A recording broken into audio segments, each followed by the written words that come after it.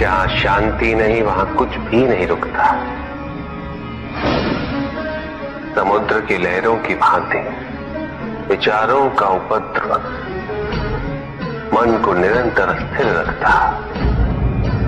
कुछ भी सुनने और समझने के लिए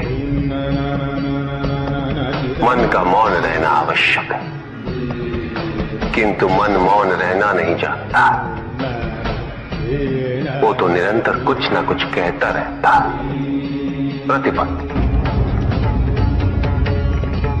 शब्दों का आक्रमण चलता रहता है मन पर, और यही आक्रमण है जिसके कारण व्यक्ति कभी भी शब्दों के परे नहीं जा पाता। जहां जीवन की सत्यता का बोध उसकी प्रतीक्षा कर रहा होता। साथ छल तुम्हारी अपनी इच्छाओं ने किया है, तुम्हारे हट ने किया है,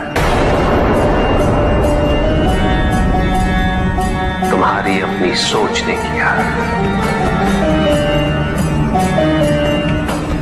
ये रहस्य नहीं कि प्रत्येक आत्मा मुक्ति की इच्छुक होती है। जो मरता है वो है पंचभूतों से निर्मित शरीर,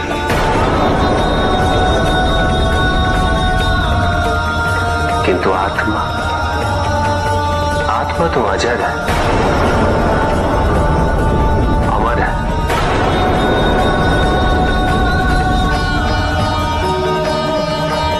जिसकी यात्रा मोक्ष पर संपूर्ण होगी।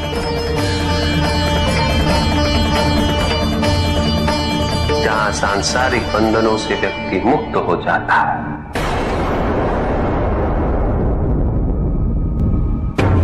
सारी इच्छाएं लुप्त हो जाती। किंतु तुमने तो कभी सत्य की खोज ही नहीं की। तुम तो सदैव उन तत्वों को ढूंढते रहे जो तुम्हारे अहंकार के पोषण हेतु आवश्यक थे।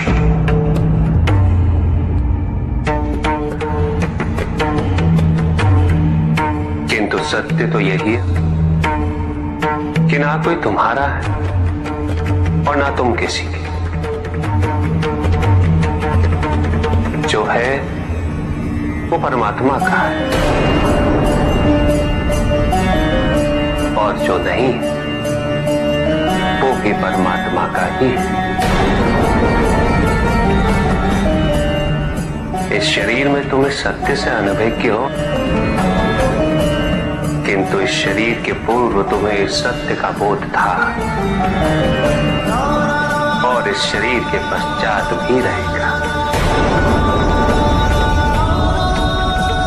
प्रश्न ये है कि क्या तुम इस सत्य को अभी स्वीकार करना चाहते हो? यदि करते हो तो परिवर्तन का मार्ग स्वतः प्रदर्शित हो जाएगा। आजीवन तुम प्रत्यक्ष को ही सत्य मानते रहे, परोक्ष सदैव महत्वहीन रहा। तुम्हारे पास यही अवसर है। भक्ति हेतु यदि कुछ अनिवार्य है तो केवल भक्ति ही।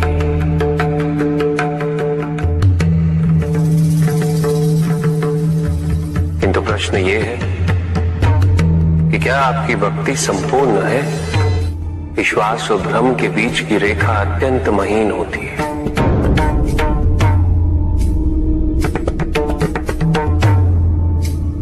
असंख्य व्यक्ति ये नहीं समझ पाता कि उनका विश्वास विश्वास है या भ्रम।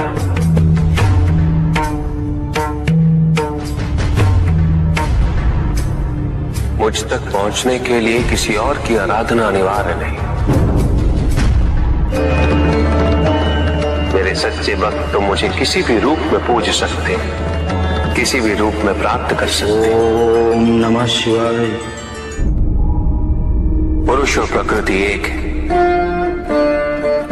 वो कभी पृथक नहीं हो सकती। शक्ति शिव के बिना अधूरी है।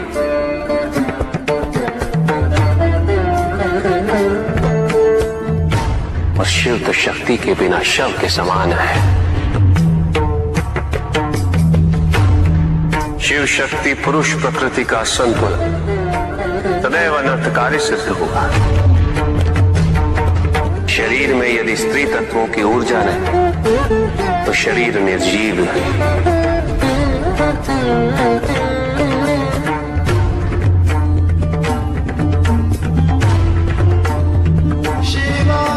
शक्ति और शिव के संपूर्ण रहस्यों को समझ लेना भक्ति, ज्ञान और तपस्या की पराकाष्ठा है।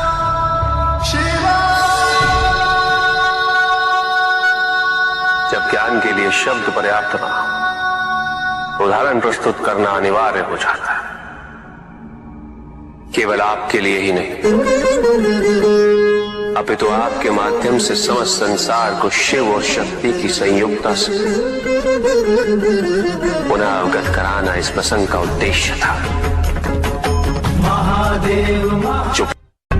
सत्य को जानने के लिए वन में जाना अनिवार्य नहीं है। अपने निजी, पारिवारिक और सामाजिक दायित्वों का परित्याग भी आवश्यक नहीं है। सत्य तो सदैव हमारे साथ है, हमारे सामने, किंतु हम स्वयं धीरे धीरे उस पे अपने क्रोध, अपने अहम, भय, विचार और महत्वाकांक्षाओं जैसे कई आवरण चढ़ा देते हैं। सत्य हमसे नहीं, हम स्वयं सत्य से दूर हो जाते हैं।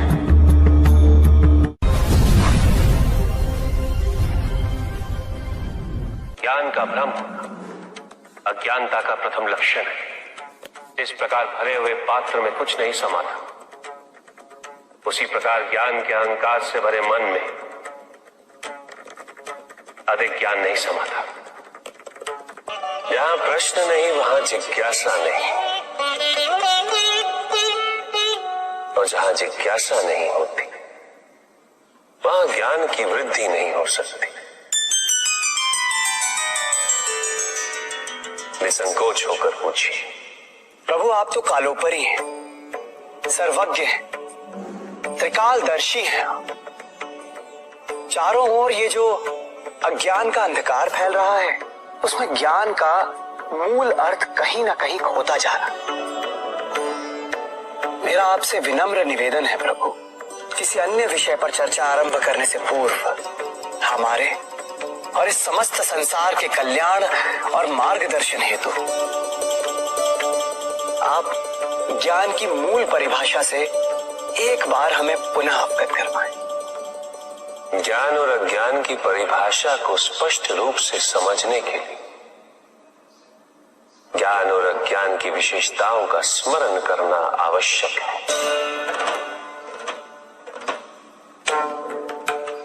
जिसके कारण स्वार्थ, विनाश, क्रूरता, अशांति और भय में वृद्धि हो,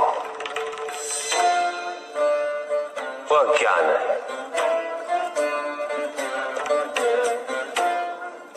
किंतु जो व्यक्ति को उदार, निर्भीक, सहनशील और विनम्र बनाए, वही ज्ञान है। अज्ञान की शक्तियां दुरुपयोग करने हेतु प्रेरित करती हैं, किंतु जो अपनी शक्तियों और अपने सामर्थ्य के प्रति अपने उत्तरदायित्व को समझाए, जो न केवल अपने अपितु अपने से पहले संसार के उद्धार हेतु प्रोत्साहित करे, वो ज्ञान है। ज्ञान का मूल उद्देश्य ही परोपकार है, सृजन है।